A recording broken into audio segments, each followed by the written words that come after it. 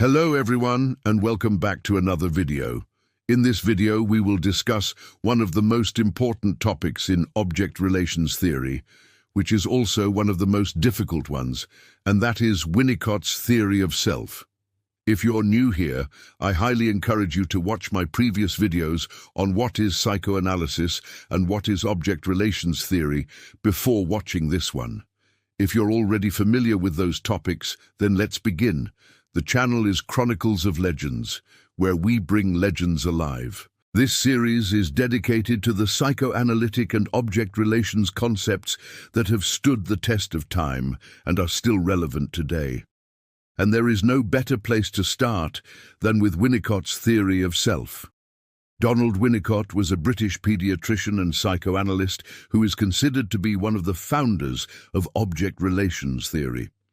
His work focused heavily on the importance of the mother-infant relationship and how it impacts the development of the psyche. One of his most famous concepts is that of the mirror stage, which he used to describe how the infant develops a sense of self through their interactions with their mother. According to Winnicott, the mirror stage takes place during the first 18 months of life and is marked by a rapid development in the infant's understanding of their own body and their own mind. During this time, the infant begins to recognize themselves as a separate being from the people around them. They begin to understand that they are an individual with their own thoughts, feelings, and needs. This is a very important milestone in the infant's development because it is the foundation for the development of the personality. Winnicott believed that the mirror stage was made possible by the mother's role in providing the infant with a lot of mirroring and reflection. For example, when the mother smiles at her infant, the infant will smile back. When the mother makes funny faces, the infant will try to imitate them. Through this process, the infant begins to develop a sense of self by seeing themselves reflected back in their interactions with their mother. But Winnicott didn't stop there. He took this concept a little further and developed his idea of the true self. So, what exactly is Winnicott's theory of the true self? Well, to answer this question, let's dive into the quote that introduces this concept. In a passage from his book, Playing and Reality, Winnicott writes, "The true self is not something which can be shown, but only something which can be felt or experienced. It is the underlying unity or organization of the personality. It is that part of the individual which is necessarily hidden and therefore unknown, yet which connects the person with aliveness and is that which gives the feeling of real. It is reached by the person in moments of self-discovery or insight and is most clearly seen by others in moments of spontaneous expression." So much to unpack here. Don't worry. Let's break it down together piece by piece. Winnicott starts by saying that the true self cannot be shown, but only felt or experienced. What does that mean? Well, he's telling us that the true self is not something tangible or concrete that can be pointed to or described. Rather, it is something more abstract and elusive that can only be sensed or intuited. Think about it like this. You know when you meet someone and you just get a good vibe from them. You feel like there is something special about them, but you can't quite put your finger on it. That is an example of sensing or experiencing someone's true self. Next, Winnicott says that the true self is the underlying unity or organization of the personality. In other words, it is the core of our being that gives our personality its shape and coherence. Just like a musician uses sheet music to organize the different notes and chords in a song, our true self organizes our thoughts, feelings, and behaviors into a coherent whole. Without this underlying unity, our personalities would be a jumbled mess of conflicting and disconnected parts. After that, he says that the true self is that which connects the person with aliveness and is that which gives the feeling of real. Here, Winnicott is emphasizing the vital and dynamic aspect of the true self. He is saying that it is the part of us that is alive and responsive to the world around us. It is what gives our personalities their energy and vitality.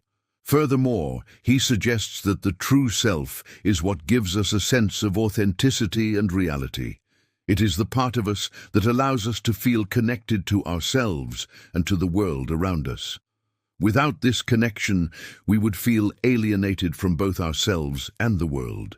Finally, Winnicott says that the true self is reached by the person in moments of self-discovery or insight, and is most clearly seen by others in moments of spontaneous expression. With this, Winnicott is highlighting the paradoxical nature of the true self. On the one hand, it is something that can only be discovered or experienced by each individual for themselves. It is a deeply personal and subjective reality. Yet, on the other hand, it can also be seen or witnessed by others in moments when the individual is being their true and authentic self. These moments of spontaneous expression are like glimpses into the true self, moments when the person is fully engaged in the present moment and expressing themselves freely and creatively. In these moments, the person's true self shines through, and others can experience it directly. Now that we've broken down Winnicott's definition of the true self, let's take a closer look at some of the key aspects of this concept.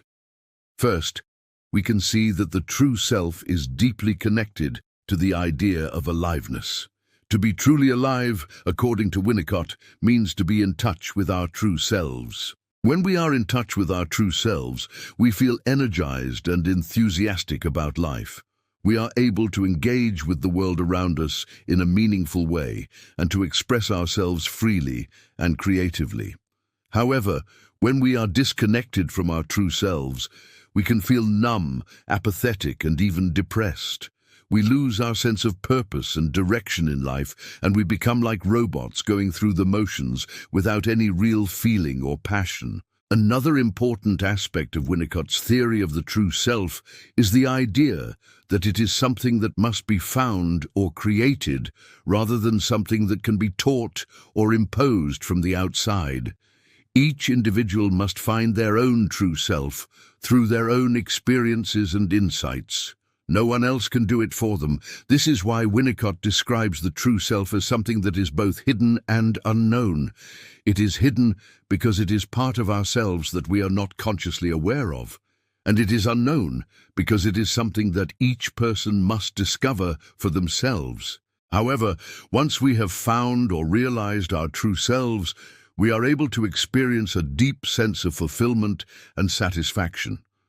We feel like we are living a life that is true to ourselves and our values. We are able to accept ourselves and others more fully and to live a life that is more authentic and meaningful. But like most things in psychology, nothing is that simple. Finding or creating our true self is not always easy. It can be a long and challenging process that requires a lot of self-reflection and courage. Sometimes we may feel afraid to explore our true selves because it may lead us to confront some uncomfortable truths about ourselves or about the world. We may also be afraid of what others will think if they knew our true selves, or we may fear that our true selves are not good enough or that they do not conform to the expectations of society. Nevertheless, it is important to remember that finding our true selves is an essential part of becoming a fully realized human being. It is through this process that we are able to discover our unique gifts and talents, as well as our deepest values and beliefs. When we are true to ourselves, we are able to live a life that is more fulfilling and meaningful, both for ourselves and for those around us. Overall, Winnicott's theory of the true self is a reminder that each person is more than just their thoughts and behaviors. There is a deeper, more fundamental aspect to our being that gives our personalities their shape and coherence, that connects us with aliveness, and that gives us a sense of authenticity and reality. While finding or creating our true self can be a challenging process, it is also an essential part of becoming a fully realized human being. By embracing our true selves, we are able to live a life that is more fulfilling and meaningful both for ourselves and for those around us.